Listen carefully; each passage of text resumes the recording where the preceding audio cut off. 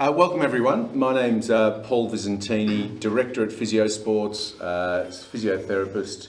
A lot of familiar faces here. We've seen you over time, and a lot of people I haven't seen before. So welcome, and I'm calling it a bit of a welcome back. This is the first group we've had to this type of event for 2.5 years. So it's a soft opening, you know. Only a few beers and things like that, but certainly we love doing this sort of thing. We've done this type of thing for 12 years: bike nights, triathlon nights, swim nights down at the beach, and really enjoy just sharing with the local sporting community. So that's a bit about why we're doing this. And then Clint did mention that he'd like to do something. So thank you for allowing us to host you, and always lovely to partner with Bayside Triathlon Club, and TRG are also on the a part of it as well. Julie's sunbaking in Italy at the moment, which is sort of nice. So is most of Melbourne. So we welcome tonight as the main person, Annabelle Luxford, who has represented Australia, has a long and very successful career, which she will tell you about. Certainly represented Australia at World Championships, just missed the Olympics. You'll tell us about that as well. And so welcome and thank you for coming along. Annabelle's a local, and sure, do people see you running and biking and at Coles or? Maybe at Coles, maybe running, right. Not much biking. It's lovely to have you here. Clint, we thought that, so it's Annabelle's night and her story tonight, but we thought couldn't bring the group together without a little bit of information about coaching and programming. Our physio bent is very much about load management, so just a little hint around load management and a bit of discussion. And then at the end, look, it's going to be a bit of a free-for-all through the night. I think Annabelle will invite questions along the way, but we might sit up in front of the room here if you have any questions, and John Osborne, hand up there. So sports podiatrist, can answer questions about footwear. He can explain why Hokas are good, right? Hokas, they love Hokas around here, John. They're all in those funky shoes that I'm not so sure about. Scott Raymond, podiatrist. Some people have asked for this to be filmed, so it looks fairly official. This man here, a champion videographer and also champion age group, 19 to 25 in the Victorian circuit of triathlon. Last season before. Yeah, he's very good, very humble. Goes all right too. Ray's one of our physios down at Pursue Health in Hyatt.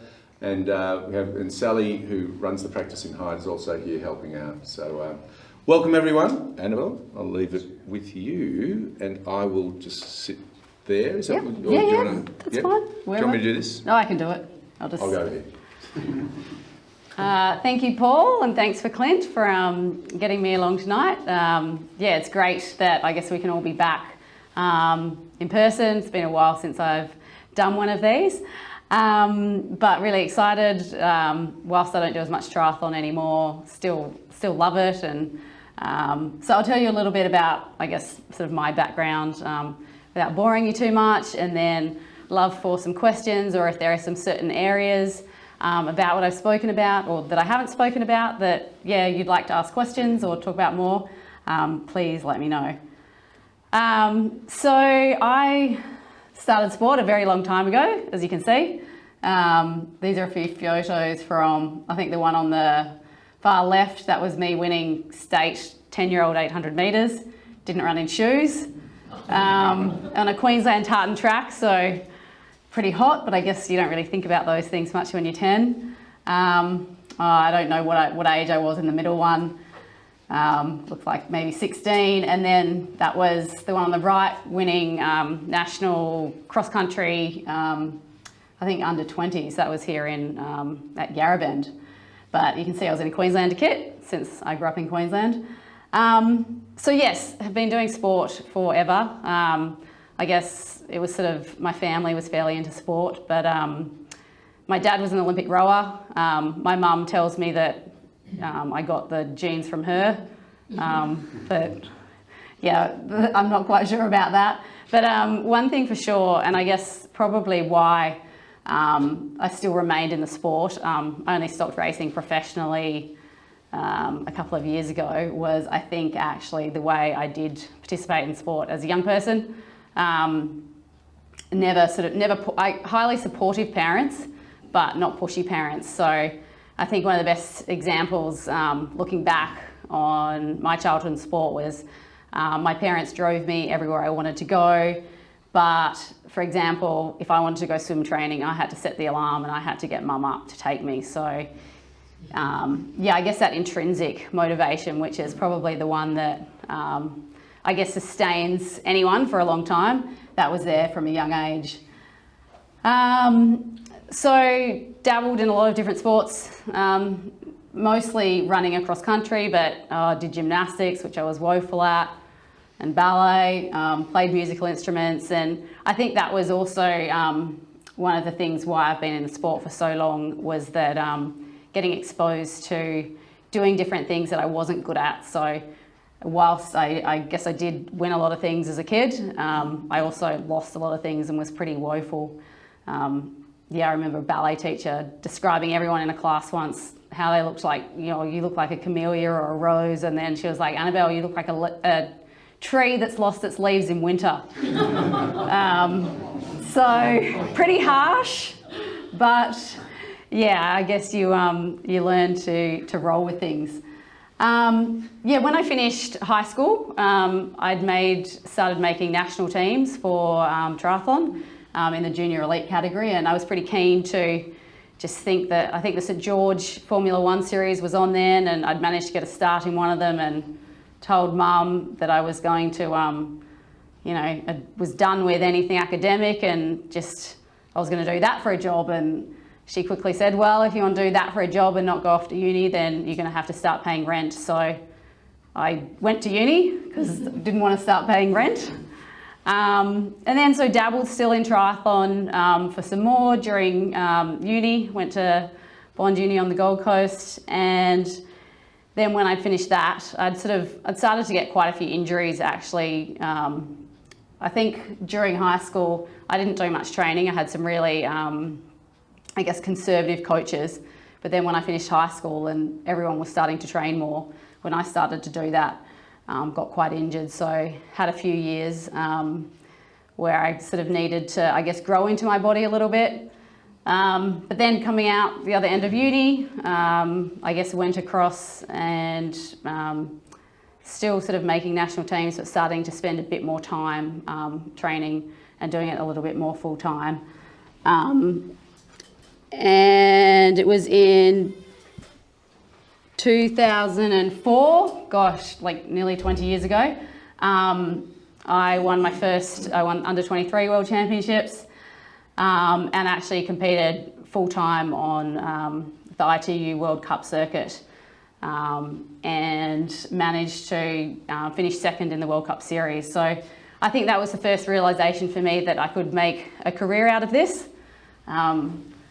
First time I'd ever made any real prize money. Came home, bought myself a Honda Jazz, thought wow, made it.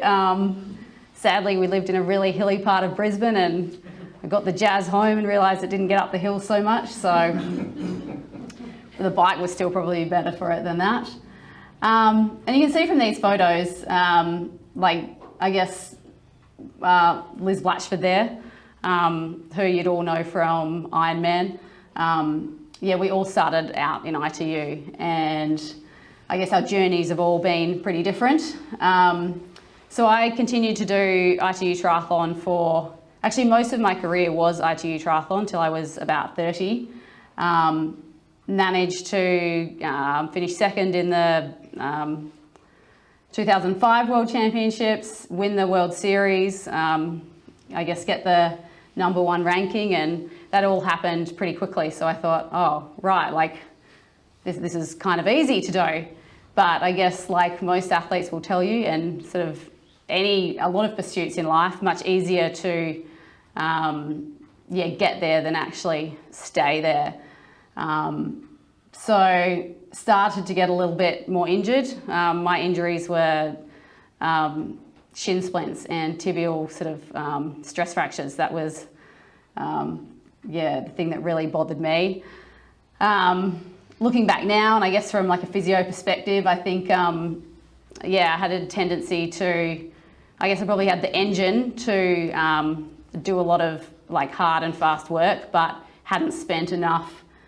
As I said, I didn't really train much when I was a kid, so I kind of didn't build those that foundational, just sort of slower base running. So I guess putting the load through of fast work really did me in, but still remained in the sport and managed to get some results in there, making Commonwealth Games in 2006, finishing 5th, and then 2007, kind of the selection policy came out for Beijing and went around the world and I guess did all of the things that I guess was sort of in that selection policy, bar getting to the final selection race, which is when I had a really bad tibial stress fracture. I did have a coach at the time just saying that I could run through it, which is one of the most absurd things about a stress fracture, and I didn't manage to run through it, and actually spent a year not being able to run, having a stress fracture that wouldn't heal, and then eventually breaking the bone to, I guess, kind of stimulate a healing process, which it did eventually.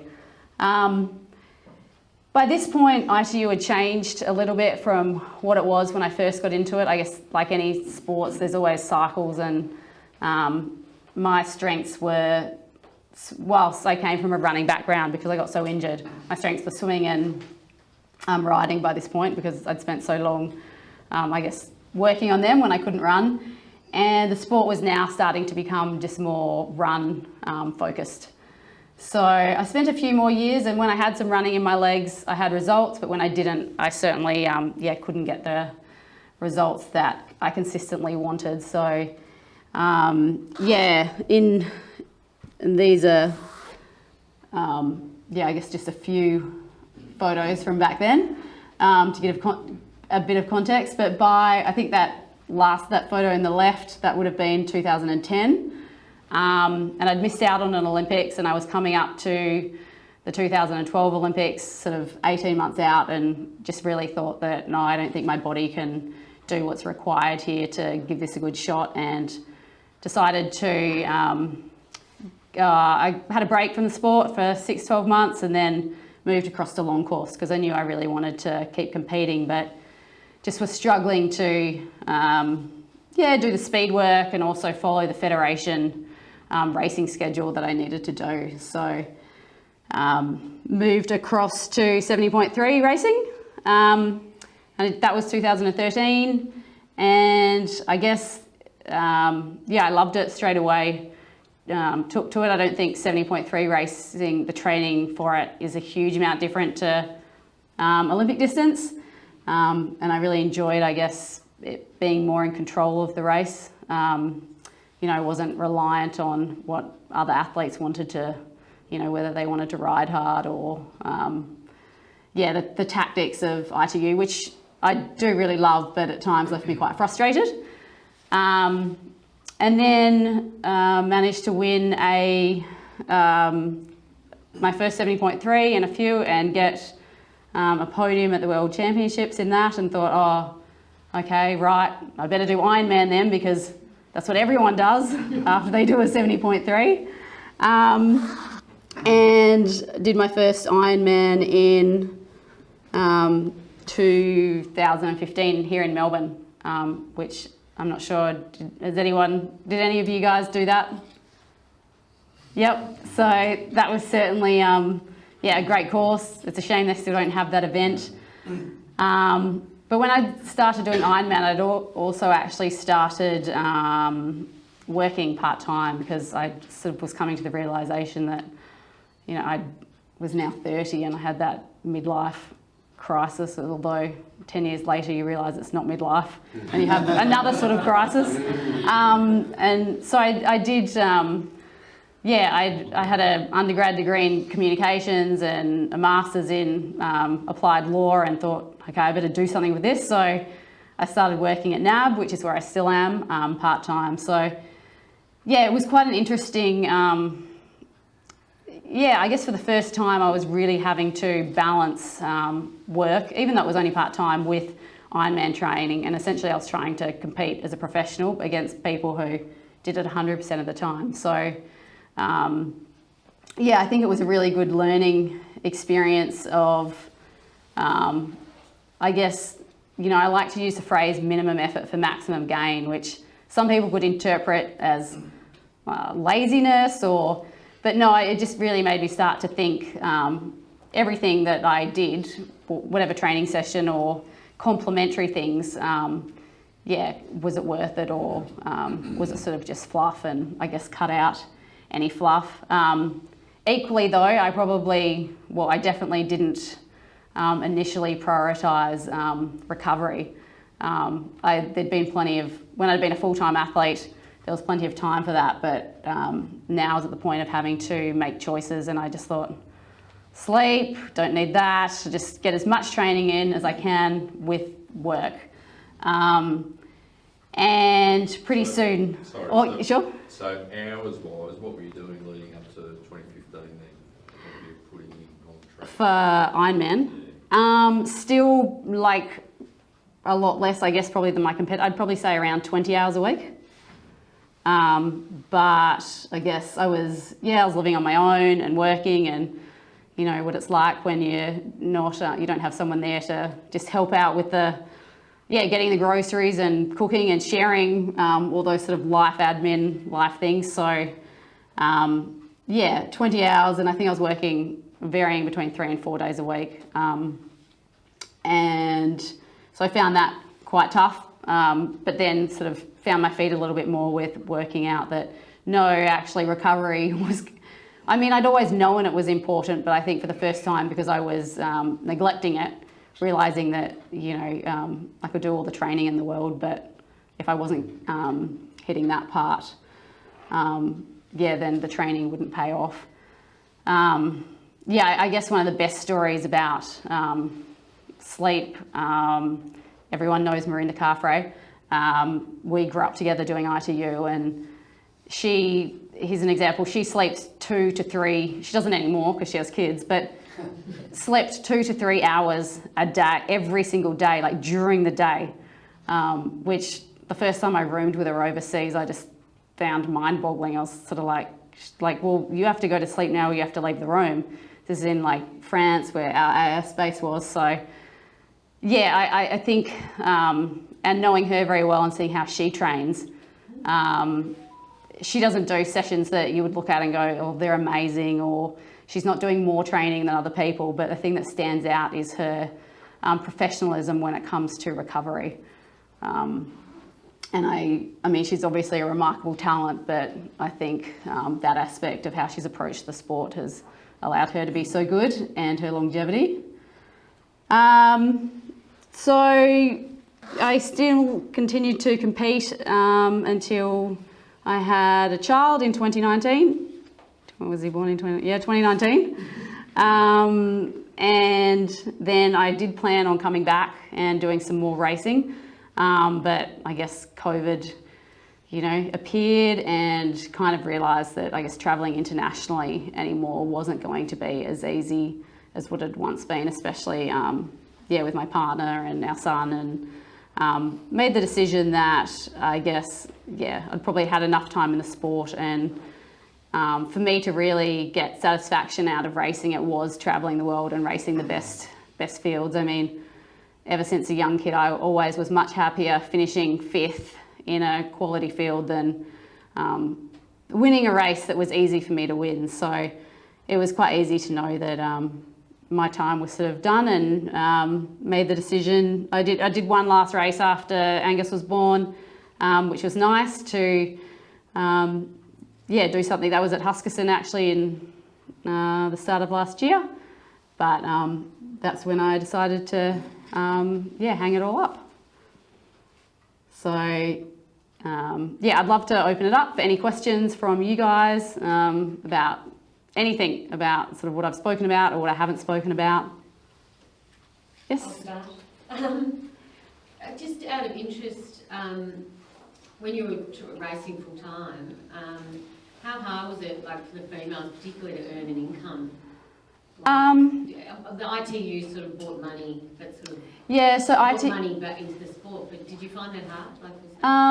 ITU was always equal prize money for men and women, and sponsorship wise, I mean, people didn't necessarily always disclose, but I do have a feeling that I guess the best women and the best men in the sport were earning somewhat sort of similar in sponsorship, but most of our sponsorship was from overseas, in ITU, yeah. Okay. Which I guess is just the reality of the market. Yeah. How much are we talking there? So just to give a broad brush, is it 40 or is it 120 sponsorship money for the top Like to live on, yeah. of the time? So if you, back in those days, ITU, if you were probably the top 5 consistently in the world, you're probably making 100 to maybe 100,000, 100 to 150 in prize money, and then the general rule is that you might make 50 to 100% of that in endorsements, but very variable and different across excuse me, nationalities. Yeah, triathlon domestically certainly wasn't easy to find sponsorship. Thank you. I suppose that would make, like, when you went on your own, you started racing long course, and if you got injuries then, I mean, that would... Thank you. It's not COVID. Well, that I know of. really impact, obviously. Yeah, definitely. When you come out of I was in the AS for over 10 years, and the Queensland Academy of Sport, and everything there is, all your travel is funded, and so definitely, I guess there's a little more accountability when you leave that system and race purely professionally. You know, if you get injured, you're not earning any prize money, and there's no other money sort of coming in. Yes? Thanks for the presentation.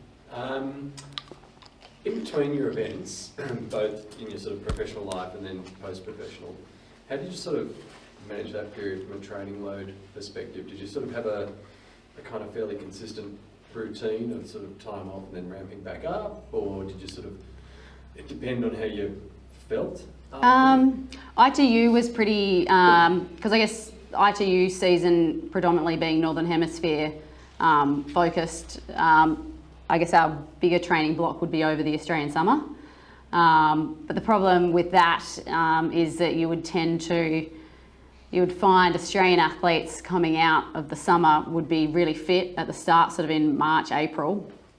But say the Europeans and Americans, largely because it'd been winter, they would sort of build into the season and often be a bit better, I guess, at the business end than what the Australians would be. So I think we kind of learnt to not push too hard over the Australian summer. Otherwise, you'd find yourself too fit too early. And then in long course, I guess, I don't think it was as cyclical, the training. How can you be too fit for too long? That's an interesting one. Why can't you just maintain a really high level of... is it a human body question, or is it... it is a human body question. I mean, the body doesn't like sustained load, whether it's sort of on your musculoskeletal system or, your cardiovascular, your body just doesn't like sustained load for a particularly long time. So even when I sort of moved out of the ITU and was doing it on my own, in the ITU system, I didn't really ever pay any attention to power, or metrics or any of that. I sort of let the sports scientists and coaches, but I had to learn to kind of start using Training Peaks more and sort of looking at the guidance that could give me in regards to sort of chronic load. And I would typically end up going 3 weeks on, 1 week off. And in off season, would you have a really chunky period of just not doing anything to try and recover, or would you take it down to a certain point and then just keep training a little bit just to keep it going? I'd always have, I know it's quite common, like 2 weeks where I'd sort of do nothing, and that was as much for like a mental reset. And then I would sort of get back into it, sort of like 1 session a day of something. But I was the sort of person too, because of my history, not so much in recent years, but doing ITU, like if I took too long off running, then when I'd come back to running, I'd get injured. So I sort of avoided, that. Was there a question there? Yes. Yeah. Just kind of on this topic, what's your experience with REDS in your professional experience? Mainly it's become more receptive to it over time, or With what, sorry? with REDS, if you know about relative energy deficiency. And stuff. Oh, yes. Female athlete trial. Yeah. Yes.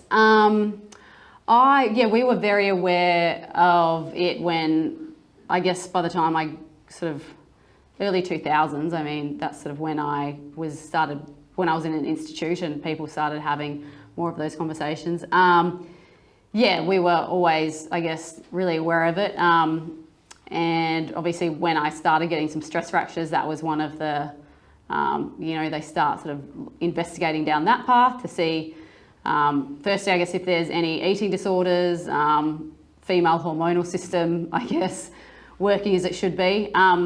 Fortunately for me, those weren't any of the issues, but there was very good education even back then. And I do know that there's a lot more focus now, especially with females, of managing, your training in line with your cycle, and think it's great that people are starting to talk about that. I don't think there was the knowledge back then of how much that could affect performance. People would tended to focus more on, I guess, from that bone health perspective rather than actually using it to maximise performance. You mentioned there wasn't much difference between your training for an Olympic distance and a 70.3. I've only done an Olympic and find that quite hard to comprehend because I can't imagine running like a half off a 90k bike. So I sort of think like there must be so much more training, but... I think probably should preface that, like a lot of, elite or professional, say ITU, Olympic distance athletes, they do far more training than probably what is required to do a very good Olympic distance. So that's why probably the step up to training for a half isn't great, but like a great difference. But I do think you could really only have to add in like a longer run, sort of lengthen out your weekend run a bit, and lengthen out sort of one of your bike rides, and there's not really a huge amount of difference. Yeah, but I mean, that does seem... I do remember the first time I did a half thinking, oh my goodness, like, I don't even run like a half marathon in training. How do I do that off a, 90k bike? And then I felt even more daunted when I thought about it with like an Ironman. But I guess it's one of those things, like, you sort of just do it.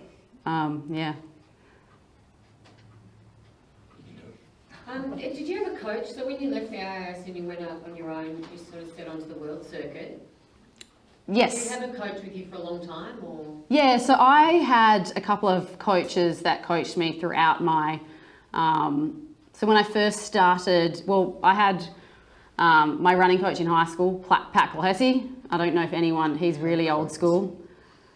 And I actually credit him with a lot of the philosophies that I maintained throughout my career, and even actually apply in just day-to-day life. This is going a bit off topic, but he had this famous thing he'd always say, like, hasten slowly and run on.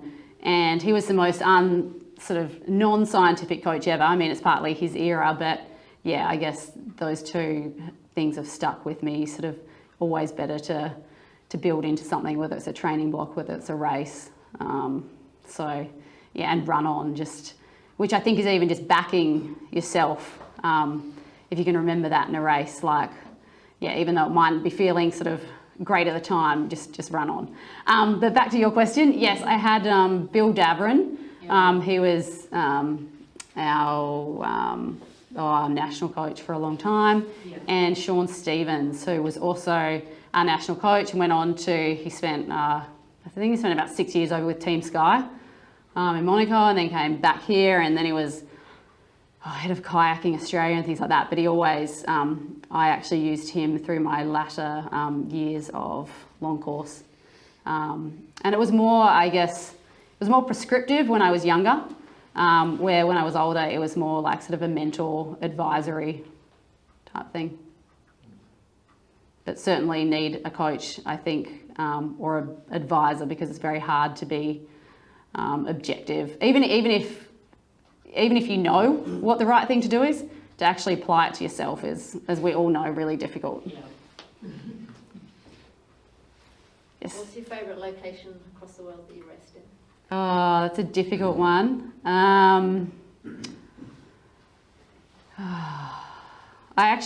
We had a World Cup in Madrid for a lot of years, and I really liked that. Quite a tough course and just a fun city. I mean, Hawaii is amazing. I don't know if you always enjoy it looking back on it. I don't know if you actually enjoy it when you're roasting on the lava fields. I do remember like the first time I was there, like thinking, it was so hot. Like I actually hadn't trained enough for an Ironman, especially one in Hawaii. And I was just looking at the lava and I was like thinking, oh my God, like I'm in agony. I don't know how I'm going to run a marathon. Like I contemplated like it would be better like crashing my bike than actually having to like get through this thing. I mean, I did get through it, but they're the sort of thoughts that You weren't the only one that day. Yeah. My favourite training locations though, our AIS base was in Aix-les-Bains, which is in France, not very far from Geneva actually, quite near Annecy, if any of you have been there, and then also in Girona in Spain. So they're the places I've sort of trained most overseas. One with a physio bent, funnily enough. 14-year-old you, and you talked a lot, you mentioned a few times, I didn't do enough as a teenager. So what does your training look like and your recovery look like, whatever it is, from 14 to 18, if you can wind the clock back and start again?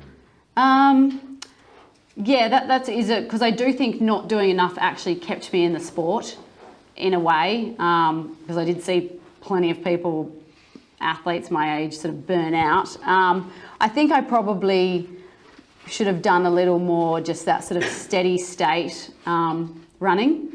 I think sort of, yeah, because definitely... For a dummy like me, what does that mean? I guess... Speed versus... Yeah, not non-speed, just sort of going out for like... And probably at that age, you're not going to go out for really long runs, but going out for more just sort of 40-minute, like 5-minute K sort of runs, where I probably didn't do a huge amount of that. I just did like fartlek, and not big interval sessions by any means, but I don't think I did enough of that sort of just running that builds strength in your legs. And I do sort of, maybe not at 14, but probably sort of like 16 to 20, I think more of that would have put me in better stead for them when I wanted to do sort of harder interval type training. Very good. How did you approach strength training? Because for myself and many people I know, it's really hard to fit it in because it's not the same as the cardio. It is really hard to fit in, and that was when I spoke about being full-time versus when I was a full-time athlete. Yeah, we were in the gym probably 2 or 3 times a week, had programs, strength and conditioning coaches, and then when I was doing long course racing and on my own and sort of working, I learned pretty quickly that I couldn't neglect that either. So I've always done quite a bit of Pilates, but do really think that some weight training is pretty crucial too. And it doesn't have to be long, like I sort of only managed to fit in 2 30-minute sessions a week. But yeah, I guess prioritise that. But yeah, conscious thing, because it does feel like you think, oh, it's going to be more beneficial to head out for a run than do this strength session, or even actually just lie on the couch, but they can actually be just as beneficial. Nice. All right, thank you, Annabelle.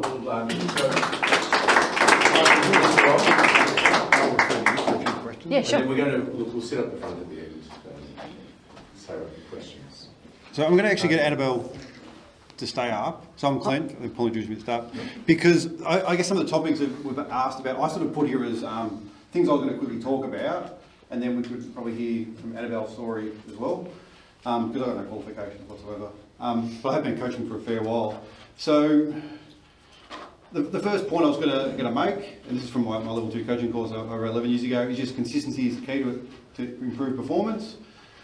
And you know, a lot of people stop-start a fair bit, and I think we see the biggest improvements. I certainly see the biggest improvement of athletes that consistently do some things here. So these are some scary stats that everyone gets worried about. You know, a day in bed requires 3 to 4 days of training to restore that VO2 max position where you were beforehand.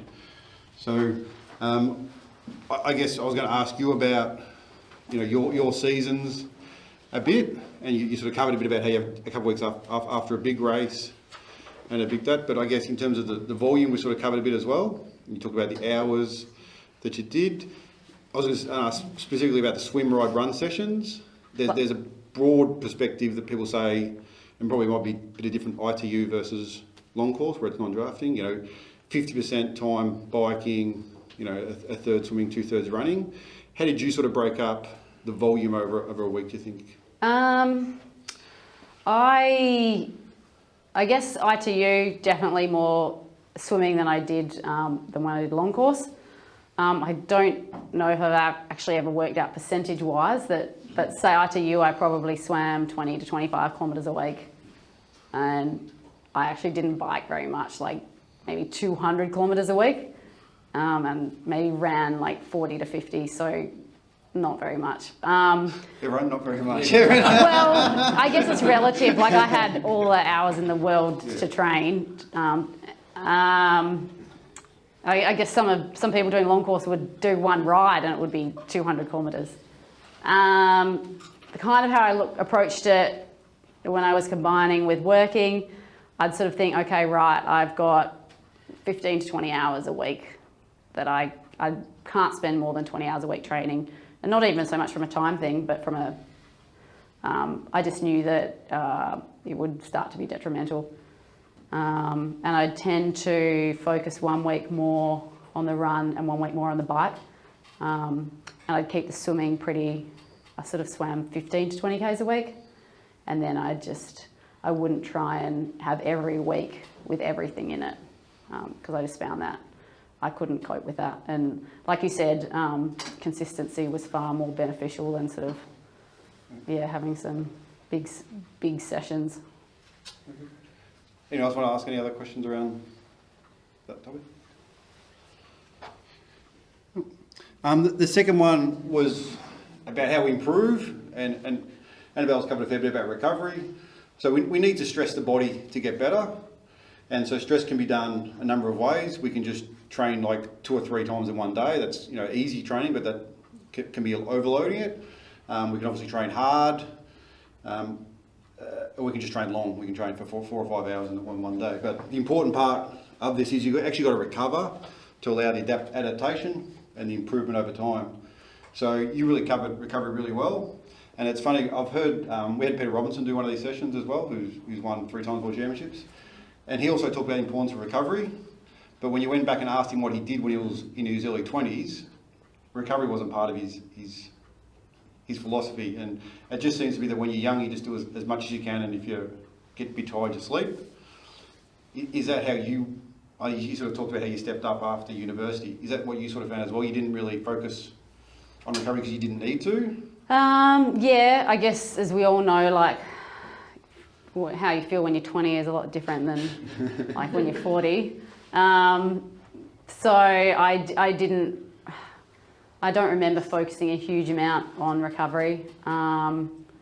It's funny though that you mentioned like Robbo, because he was sort of leaving the sport as I was kind of in the middle of my ITU, and like, no, I just have to tell this story because I find it like, we were all just flabbergasted.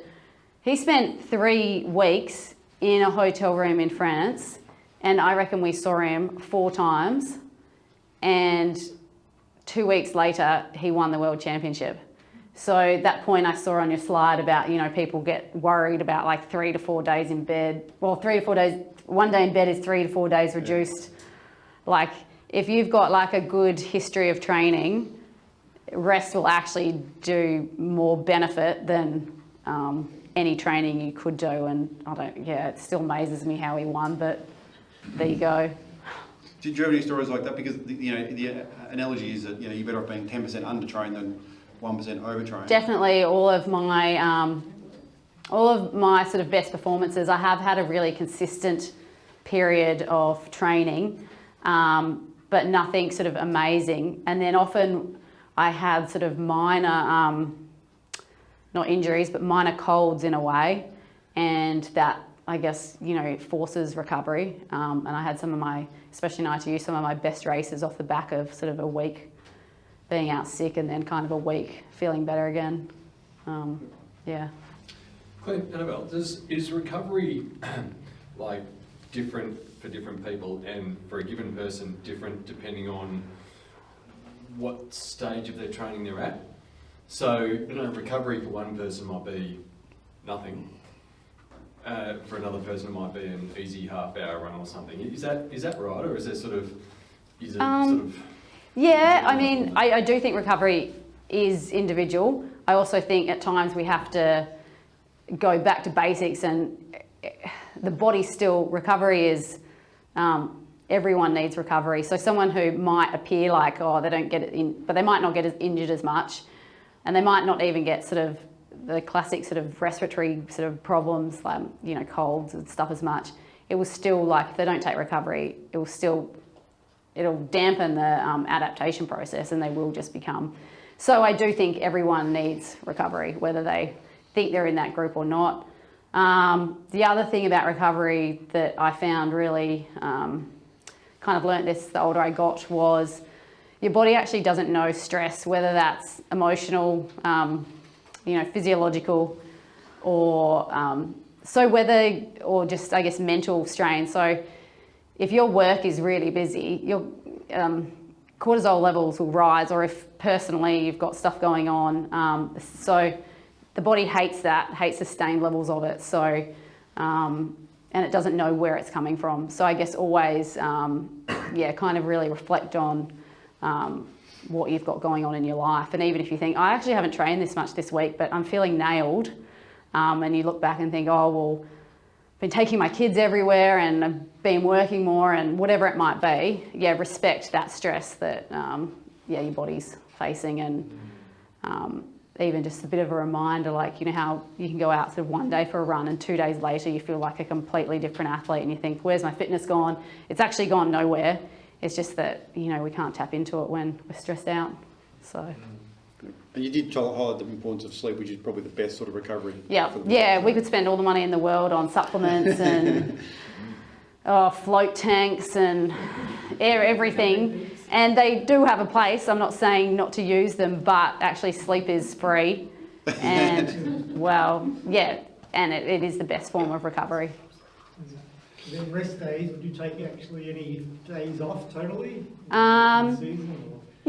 I didn't stick to a hard and fast rule with it. Some athletes love a rest day because they want it mentally, and that's important for them. I sort of just played it by year, really. Sometimes I took them, other times for me, a rest day never actually included running, because I think running is a little bit different to swimming and riding. Like, you can sit on a bike and really barely put any, effort into the pedal, and same with swimming, put in a pull buoy. But running, even if you're doing it easy, it's still like, it's stress on your body. Next one I was talking about was like training intensity a bit. So I just copied and pasted this chart from somewhere, I can't remember where it was. But I've sort of put a guide in here in terms of intensity. This is easy, this is hard. And sprint triathlon intensity is sort of around a threshold. So pace for people that do a sprint triathlon, about 60 to 75 minutes is most people. It's sort of like your threshold point. And Ironman sort of around your aerobic threshold point as well. So I was going to ask you, Annabelle, in terms of, you think this is easy aerobic training below that Ironman intensity? How much of your training load was at that level during ITU versus Ironman training every whole week? I'd still say in ITU, actually probably running in ITU, I didn't do enough of, as I've sort of said, of that sort of easy running, but even with the other disciplines and in Ironman, yeah, I think the base of it is still, yeah, that sort of aerobic type of training. I mean, give you an example, like when even training for like halves and Ironman, I didn't see a classic session I might have done on the erg, so on the kicker, like, and I wouldn't do this very much because it was, even though it doesn't seem like much, like 8 by 4 minutes, and that would be pretty much at my, yeah, I guess threshold, sort of what I could realistically hold for an hour. And even though it doesn't seem that hard when you're doing it, that's a pretty huge, it is a huge drain on system. So yeah, I wouldn't do that more than, I might do 6 weeks of doing that session like once a week. A huge amount of my stuff. And I think you're starting to see, if anyone pays, if they're interested in, I guess, what the Norwegian guys are doing, a lot of the work is that sort of, I guess, like that sweet spot stuff where you can sort of do a lot of it, but it's actually not that damaging. And a lot of it's strength. I think that's really crucial. Like, yeah, a lot of strength work on the bike where it's not hard. But Sweet spot, what are we talking there as in percentage of FTP? What do we? That, I do find that. Would you suggest like around the middle-ish? No, like well below threshold. So, yeah, so this is, I'm saying that's threshold. So it's a bit harder than aerobic, but it's sort of in that tempo. Well, I guess, no, I'll just use my numbers because that's what I can talk to. Say my threshold on the bike, FTP, when I was like fit, and this is when I was doing halves, and say Ironman would have been was about 260. I spent a lot of my training, say at 200 watts, but low cadence. And I could do like a lot of hours in a week of that. And then I might spend 40 minutes of that week just doing stuff that was like at my threshold. Not even 40 minutes, often like 30 minutes. And how, when you say lower cadence, like how low is that compared to your racing cadence? So I race at about like 80 to 85. Yeah. We do a lot of stuff at 60 to 70. Oh. Some people do less, like say the Brett Sutton is like sort of 50, but I just, my knees didn't feel good with that sort of stuff. So yeah, at 60 to 70. Yeah. So, and why, I'm curious about that. So what are we working there? That's, I guess, we've got strength, a bit of strength. Yeah, and the torque, yeah. I guess, yeah, really developing that. And I guess you can do a lot of that sort of, you can do a lot of that work without it being particularly damaging. Yeah. I mean, running again is different because it's the load bearing. And even the sort of swimming type of work I do, back doing ITU, we do like classic like heart rate sessions, which is the anaerobic. You know, we might do 2100s on the 2 minutes, and we'd be holding like 105s, 108s like per 100. And then by the time I got to like long course, I didn't do that. I would just do a lot of like 6/4s, like leaving on the 520, often with pull and paddles, just because again, it's not a huge stress on your body, hugely beneficial. So people talk about, I guess, bringing up your threshold like from above, and pushing it up from below and pushing it up from above. And I guess bringing it up by pushing it up from above, like doing that really high weight, you can't do much of that, but you can do a lot of the stuff where you push it up from below. Yeah, so I think about 2/3. I think a lot of what the science says should be in this easy stuff, and how much you spend. If you've got 5 hours to train, I think this is where you probably get your biggest bang for your buck in this under your threshold place as well. Seems what people do, but if you're a pro, then definitely you're spacing out a fair bit, aren't you? Yeah, and I think even like I think most like where it's going with pros these days, I think most of them are doing like 70% is that aerobic, like sort of maybe 20% in that mid, and only 10% of that very top. Yeah, because that's the most common thing I hear when I'm reading stuff that's not the Mr. Men book. It's like everyone does their hard stuff too easy and the easy stuff too hard. So that's Yes, yeah. I think that's. So there's a lot more of this here, and you can't do too much here. But when you do it up there, You get you the have to do it up Yeah. there. Yeah. That's Yeah. So, look, I know we're out of time, but there's just the other things I was just going to cover off. I was going to ask about, you sort of cover these as well, into some training zones, but, and the other thing I was going to talk about is run pacing. So I've got this like complicated table, but I was going to ask you, so I use about 10 to 15 seconds difference when people talk about going up a distance. Or like per K. Yeah. So for you, your Olympic distance pace, like not draft, non-drafting, versus your 70.3 pace. Did you know what pace you want to start off at? No, like the first time I did one, I just was like, I'll just try and do the distance. No, I didn't. I obviously I had sort of goal paces. I don't know certainly the differential between my marathon time and my half Ironman time was not, it was too great, which I actually still didn't do enough running, I'd say, to run a good marathon at the end of an Ironman. But so I'm probably not the best person to ask about the pacing. That's okay. It is. Look, the bike ones were just there as well, but I think we're sort of covered off most of the stuff I was going to talk about, Paul. If there's any other questions, Annabelle or me? Oh. Who were the best athletes you raced against? In ITU, I guess, I had the years of, always being bridesmaid to Emma Snowsill. And then, but which was great, it made me a better athlete, and occasionally I beat her, very occasionally. And then, by the time I finished ITU, Emma Moffat, who also won an Olympic medal. And then, I guess I've trained alongside Marinda a lot, and seeing her, spent quite a bit of time training with Crowe, seeing him, and also Jan over in Girona, Jan Frodeno. Crowe's gave me my first bit of advice before I did an Ironman, and it's really basic, but it's always stuck with me, and applies to life, just keep moving forward. Even if you have to walk, just keep moving forward. And I don't know, that's just stuck with me. He's sort of one of those most professional kind of, nothing he does it's sort of like that classic saying, there's no secret sauce. He's a fine example of that. It's just consistency, as you spoke about. Yeah. And nailing all the little things, not chasing anything big. In your heyday off the bike, in the ITU, 10K off the bike, in your heyday? High 33s.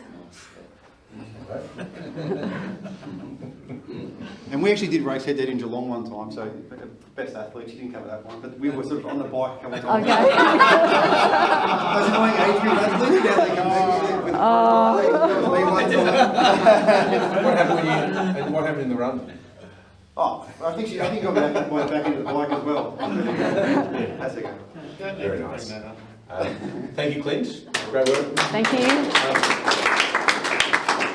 All right. And so I guess Clint's mentioned talking about load management for me, and but it's been covered a lot, and I might just use and I guess physios, podiatrists in massage, and do they hear it all the time from you, Clint?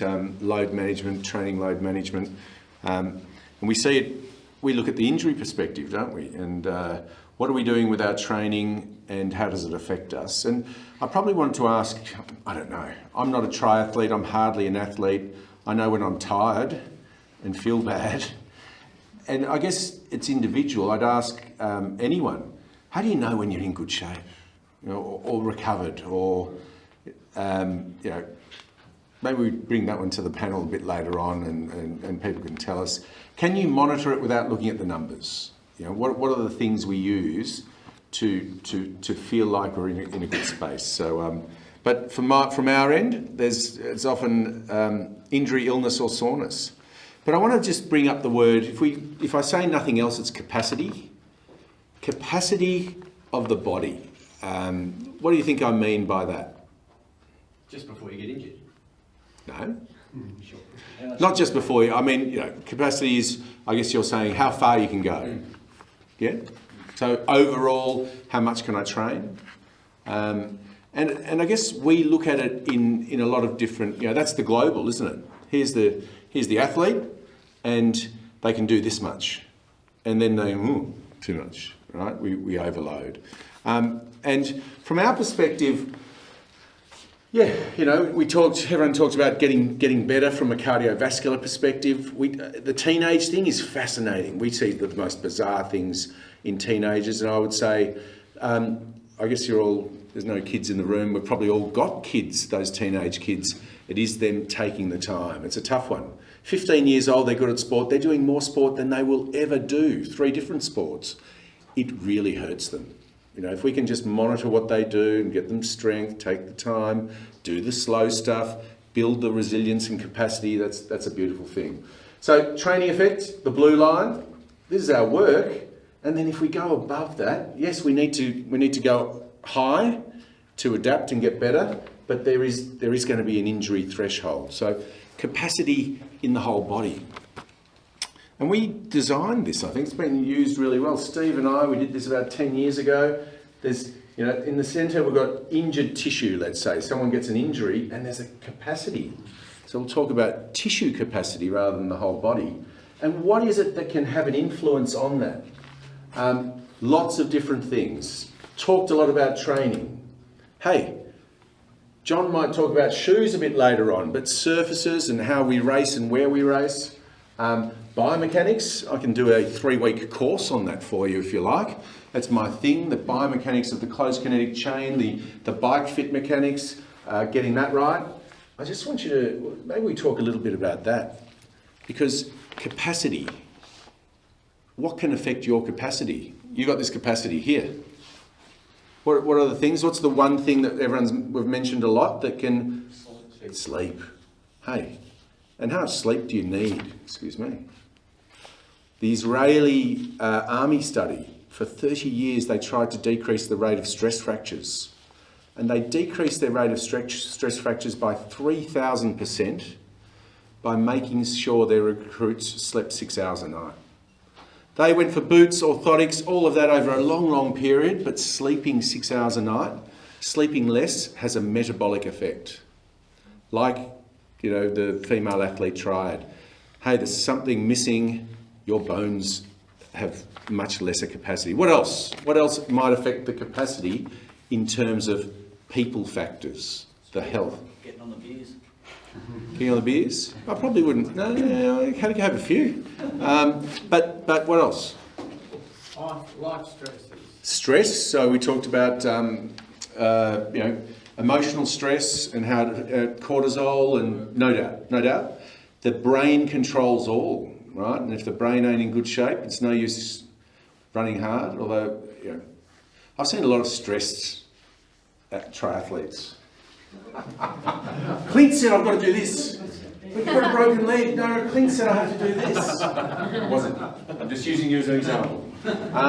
All right. So certainly emotional stress, immune system, anything that affects the immune system, all of those things can have an effect on your capacity and at any one point in time. So the line is here, but I've had a bad day, I've had a bad week, I've missed a few days of training. There's one guy who keeps getting injured when he travels overseas.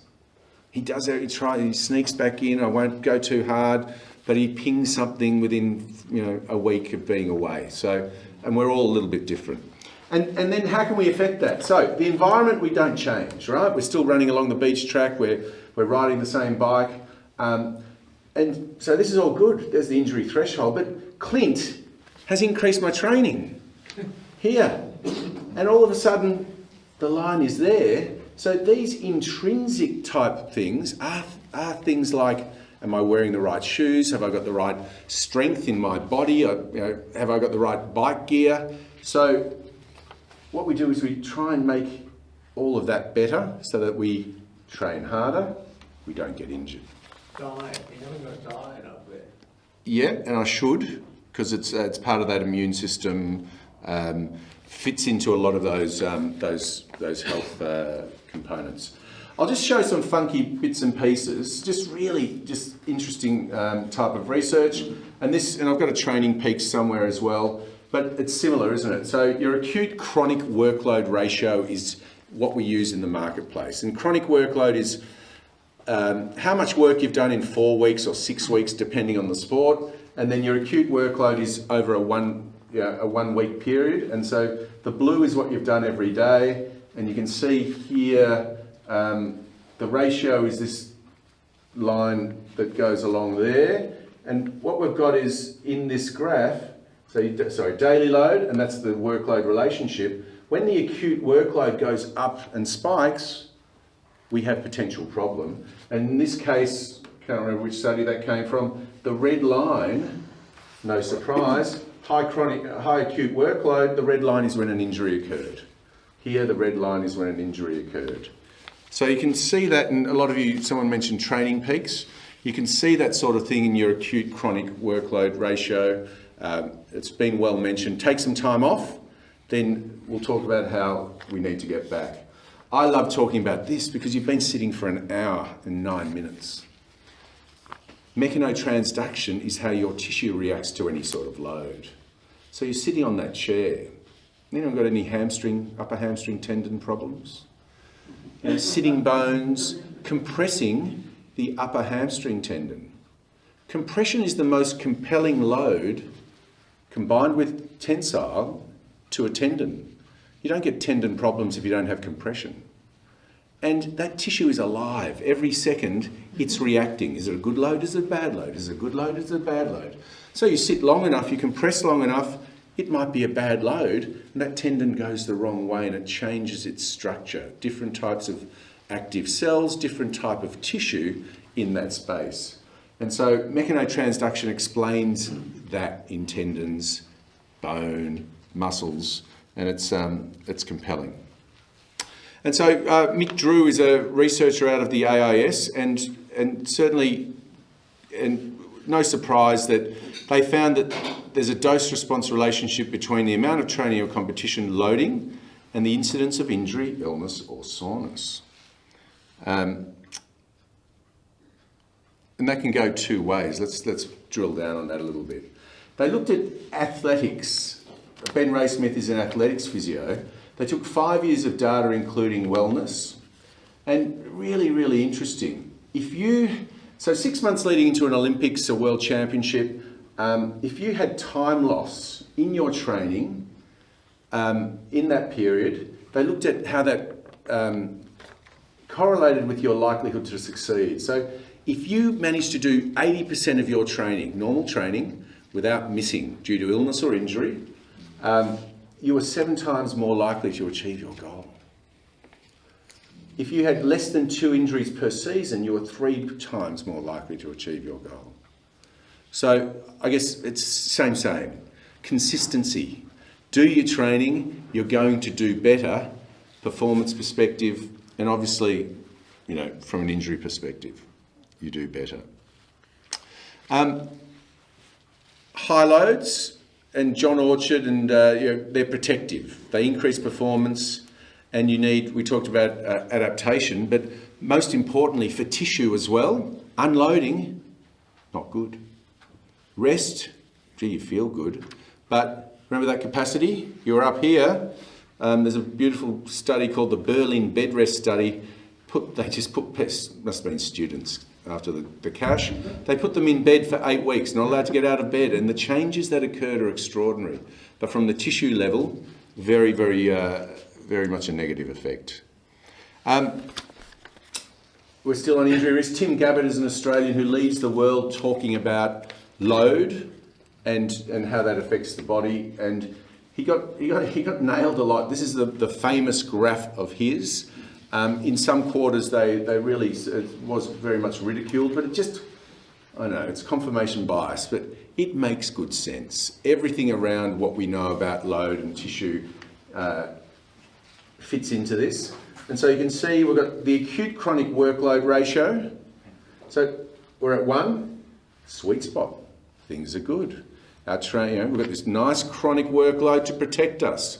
We're doing our training, everything is good, that's our little sweet spot. But at any time we go above 1.5 in the acute chronic workload ratio, and we go into a danger zone, your likelihood of injury starts spiking. It's really nice data. He started off in rugby league and did some extraordinary work, and he found that the less training you did, the more injured you became. This is the guy who travels the world and he gets called into all of the teams, and training is good.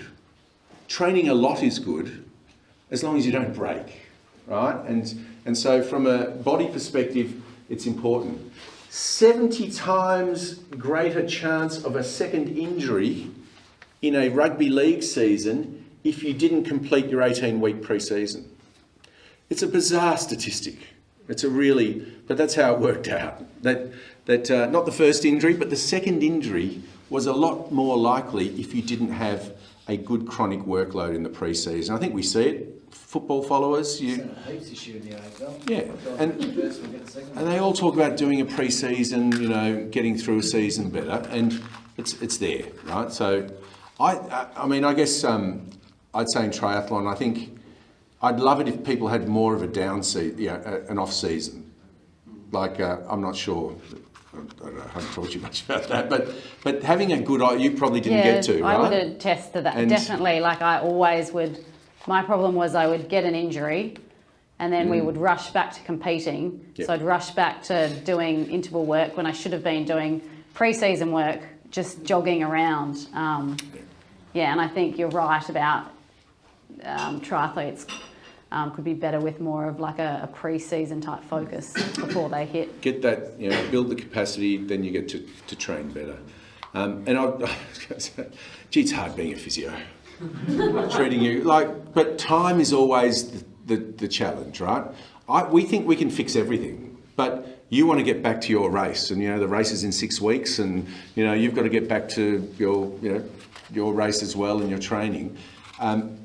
We don't take, we're always pushing against that time factor to get people back. So that's one of our challenges, really. One of our challenges. Some other funky statistics. So cricket's got lots of money, right? Cricket, footy, tennis, not triathlon. They don't do much great, huge research. They do some funky research studies, and they found, and this is about loading. It's in cricket. It's a bit different, but things like if you bowled less than 123 balls in a match or more than 188 balls in a match, you were 1.4 times more likely to get injured. So too little, too much. If you did less than 2 days bowling per week, risk ratio, 2.4 times normal. If you did more than 5 days bowling per week, 1.8 times normal. Sweet spot. We've talked about that a little bit, finding a sweet spot. John Orchard is one of the great sort of analysers of injury in the AFL and in cricket. There's a delay. You go and do a really high load. More than 50 overs in a match, 2 weeks later, you're 9% more likely to get injured. 3 weeks later, 13%. And then at 4 weeks post 50 overs in a test or an interstate game, you're 16% more likely to get injured than if you hadn't bowled the 50 overs. Alex Conturi, mate of mine who runs Australian Cricket's injury department, if you're less than 25 years old, you're 3.1 times more likely to get a bone injury, and it's usually stress fractures of the back. But if you play first class cricket, 4.9 times more likely. And then if you bowl the 40 overs, 9.5 times more likely to get stress fractures. So once again, there's age, there's hormones, there's maturation and building capacity, and there's adding load. Quickly, Blanchy, do you ever run into Blanchy AIS? So these guys are just legends in world and Australian literature. This is British Journal of Sports Medicine, most of these things come out of. So 3 different sports, acute, chronic workload.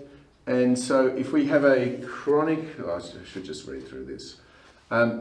if you had a normal workload week, but if over the past 4 weeks due to rehab of your injury, you only averaged 40%. So where are we? If you only went to 40% of your workload, the likelihood of you suffering, if you go back straight back. So let me go back again. You've had a month where you've only done 40% of your training. You've been sick, you've been away, I've hurt my foot, I can't do the running. Then I go back to a normal week of training, you're 28% likely to get an injury that week. So that's how they've worked it out. If you drop down below 60% of training, and then you go back and do lots and lots of spiked, acute load, you're likely to get injured, basically. Good stat. I think it's telling the same story though, like over and over, but I don't mind it. I don't mind emphasising this sort of thing. And once again from Mick Drew, if you, this is how long you should take off. I think if you have an injury where you missed 2 weeks, 2 weeks where you did no training, it should take you 4 weeks to get back into normal training. 4 weeks where you do no training, 6 weeks to get back into your normal training. If you did 80% of your norm over 4 weeks, hey, it's only going to take you 1 week to get back into your normal training. And this is them taking the statistics. This is looking at 5 years, lots and lots of data through the athlete management system at the AIS, and looking at that. So, look, a few little funky ideas. I think there's a theme, right? And I love the word capacity. We've talked about load management, and it's build the body, right? Build the body. I love this, Clint, sorry, but once again, slow is good a lot of the time, it would seem. And it's really good for bodies. So one of the things that I think speed brings, and running gives you the most injury, but speed is harder to control the body. And if we said mechanics play a role, and that landing in a certain way might take you into valgus, and then you haven't got strength through your pelvis and gluteal, and your knee's in this position, and your kneecap's going to get sore. Well, the faster you go, perhaps the harder that is to control.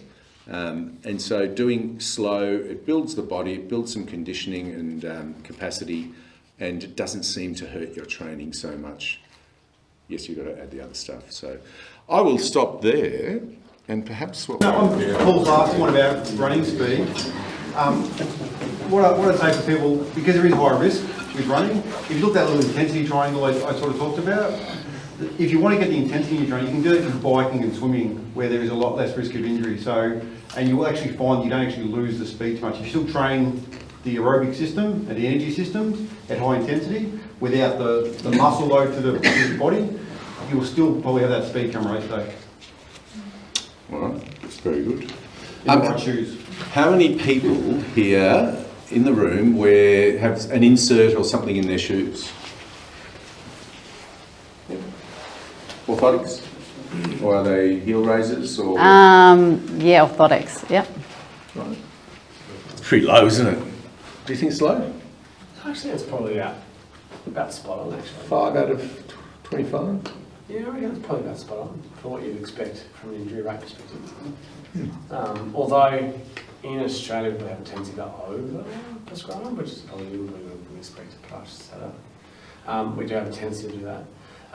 But it is all contextual, and it'll be all contextual to the athlete. I think shin pain is a pretty obvious one. So perhaps within this cohort you may see a slightly higher range. Orthoses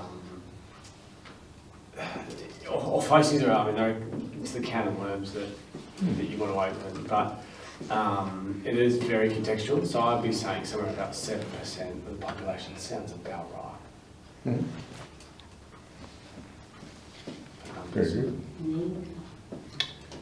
What brand, who wears ASICS for their training mainly?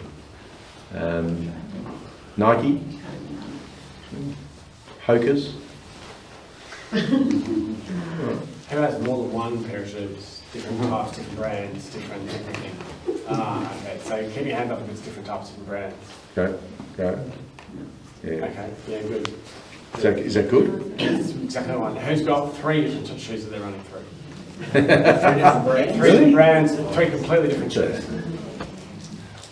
4? No. No. More the merrier. So if we're thinking about some of this load stuff, it's all repetitive load running, right? It's the same surface on the same body with the same mechanic doing the same thing over and over and over again, right? Whereas if you can vary that in some way, shape or form, the easiest way to do it is with a different pair of shoes. So you can change how all that impacts on you. And particularly if we're thinking just energy return, if you can save yourself 50 grams, your energy return in your system, the amount of energy you'll require with that saving of 50 grams, you're not going to use somewhere else. And then you can go back and you can use that extra 50 grams in a heavier pair of shoes, something different. So vary it up, give the body something different. But is that like, John, let's have a little discussion here. Is that like barefoot running? Like, what if the person can't handle the change? So, hey, I've gone from something that supports me in this way and I move in this way, and then the subtle change in mechanics, I haven't trained up to it, boom, I go and do my 20 and... Yeah, so I'm not, so I suppose putting it into context, don't go and buy brand new coaches running around 20K, right? All these changes, yeah, absolutely, they're all different things. Look, barefoot versus heavily shod, pick your poison. Like they're two different, they're just two different problems on the same spectrum. So it's about managing that around the right person and about tweaking, finding the sweet spot. So your mechanic is all part of that sweet spot. You're trying to find that sweet spot for the right person. Whether it's barefoot, whether it's heavily shod, whether it's your hokers, no matter what it is, find the sweet spot for the right person. Your shoes. Comfort is king, as well as the other thing to think about. If you're not comfortable, you're injured. So, you want to be finding a comfortable pair of shoes. And if that's a Motorola on your foot, fine, go with it. But, find a comfortable pair of shoes to run in is a good place to start. I find that as I'm aging, like when I was young, just didn't care, thongs, barefoot, whatever. Now, I've got a shitty pair of shoes on the other day. Yeah, absolutely. Well, your body's changed, right? Yeah. Like you're not old, right? But we do change, okay? And the fat pads, the fat pad under our feet will change. Our skin changes, our tendons change, our ligaments will change. The collagen makeup, all these things change. So our needs and requirements from our shoe changes as well. We add weight, we get bigger, we get heavier, right? So all of a sudden our change. There's a great study done by University of Adelaide looking at weight of shoe and injury risk. And if you are over 80 kilos, you were more injury preventative by running in a shoe that was 250 grams, which is your average. It's your average ASICS shoe, right? Or your average rebalance weight brand. Whereas if you're sitting under that 55 kilo threshold, you're actually the other end.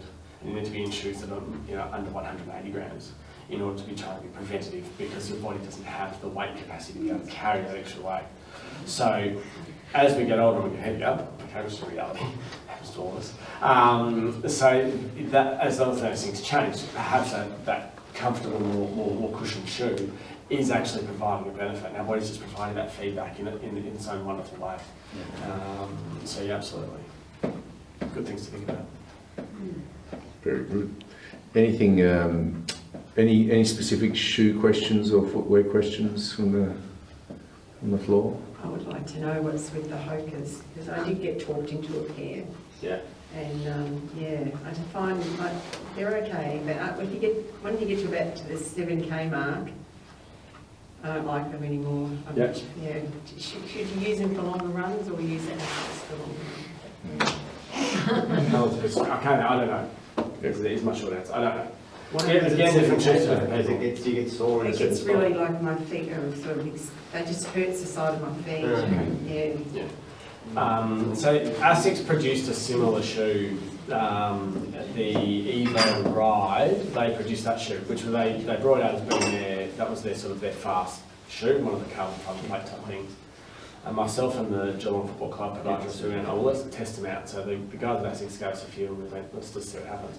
We actually found them nicer on the longer, slow recovery runs than in the fast runs. So, I'm sure there's lots of data to back up shoes, but at the end of the day, it's a marketing guy coming up with an idea. So the different shoes will work for different people. So for you, that's your experience, and that's absolutely unique, and it is you, right? But then somebody else will tell us something completely different.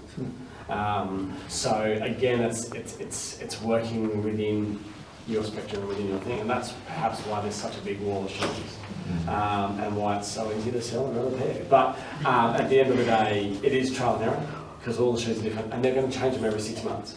So you'll have a Hoka Bondi one, today. I was looking at Mizuno shoes with Scott just 2 days ago, and next month they're all going to change. So, next month we have to go through the whole thing again and get our head around it. So, you could be in the Adrenalines, a big selling shoe. You could be sitting in the Brooks Adrenaline, and then all of a sudden one year they decide to change it, and that was the worst thing that happened. And so then you've got to try to go through the process of finding a new shoe. But that's another benefit of having 2 pairs. You've got 2 shoes, you're rolling through 2. If one changes too much, it's okay. You've got another pair you can roll into. Why you can't do that? I mean, you can pay a lot of money for them. Yeah, correct. Yeah, it's huge taxes on shoes. So, yeah, they're not cheap. So you take your time, make sure that you go to a store like an Active Feet, for example, where if it's 30 days later and they're just not working for you, you roll through. I know we've got good relationships with a couple of shoe guys around here now, where if they bring it in, when you stick on a treadmill and it's just not working for them, fine, I'll take them back, they'll replace it, doesn't matter. So you want to get that relationship with your shoe store for sure, and you want to talk to people that understand fitting a shoe properly. Yeah. Very good. And just to, I guess, any other questions? Just that, I guess that most Hokas, and I know there's a lot of different brands, but they have a rocker. Yep. Yep. So I guess what could that design of shoe be good for? What type of problems? Yeah. So the rocker style shoe, for those that don't know, it's like a convex type shoe. Convex type shoe. So the idea is that it's facilitating getting you onto that forefoot quicker. Okay, because it's a rock like this, and so you hit the ground, you roll over. At the end of the day, it's supposed to try and it's improving your range of motion. If you've got a pathology like a big toe pain or forefoot pain, they're amazing. So even if you've got because you can get to the front without using the front of your foot so much. Don't bend the foot so much. Yeah. Interestingly, they've got a really what's called a low pitch, so heel to toe ratio, which theoretically should mean more ankle. You should be using more ankle to be able to generate that force through. But you'll find for some people it's actually a lot less because of that rocker on the bottom. So it's just allowing that phase of standing and then rocking straight over to be a lot easier and to try and make that simpler. Yeah. That's a great draft. I've got a question for you. A lot of people love to talk about Hokas and how great they are. What would you say, I can't really know, but what would you say would be something that you wouldn't give someone a Hoka for? What's a bad? Yeah, again, we're sort of going, we're in danger of this now in this topic of saying the shoe's good or a shoe's bad, right? Which is just not how I perceive it. Different things for different people. But yeah, look, I mean, I wouldn't give someone with heel pain Hoka. It's not something that's going to work. It just doesn't seem to work. But then someone will roll in. I've heard podiatrists trash sketches day after day, and yet, study just came out for osteoarthritis in the midfoot saying they're amazing. So you know what, like different shoes for different circumstances, different cases. And I think it's very much, there's so much nuance in those 33 joints that you've got to appreciate that. And that's why so much sports medicine's so nuanced, because it's, and that's for physios as well as for podiatrists. When you look across all the studies, there's the effect size of what we try and get as an answer. There's no golden bullets, and that because we are genuinely quite unique. I've got a few friends who are loving the Endorphin Pro. Yeah. What's so special about that? It's the carbon fibre plate, am I right? Injection. Yeah, it's the carbon fibre plate. So it's the new thing. Everyone saw Kipchoge. Yeah, everyone saw that. It's another version of the shoe he was running through. So it's the same concept of what Hoka was going for, with that trying to just facilitate them, trying to get the foot to push off faster with less energy and less effort. The Nike 4% is probably the most famous version of that. But then, what they rolled out, what Nike rolled out, is the better to use that as an example because it's a bit more obvious. But they put him under, you know, perfect sleep conditions, perfect nutrition conditions, perfect wind resistance conditions, perfect track conditions, and he came out, I mean, marginally improvement. So I think it's each year. So we're not going to run less than 2 hours for the marathon in shoes. We can't guarantee. Pop, You're better off fixing your training in your life. Burst the balloon. Very good. Thank you, John. And, look, thank you all. It's 9:30. Amazing on a cold Wednesday night. Do you want to stand up for us, Annabelle? Clint? But thanks to Annabelle. Fantastic. Thanks for coming down. As I said, Wednesday night, cold. Thank you. Really spectacular to hear your insights, and congratulations on a fantastic career. Thank Look you. forward to seeing you at Coles. Yes. Fast with the trolley. Yeah. Fast with the trolley. And look forward to seeing you around the traps.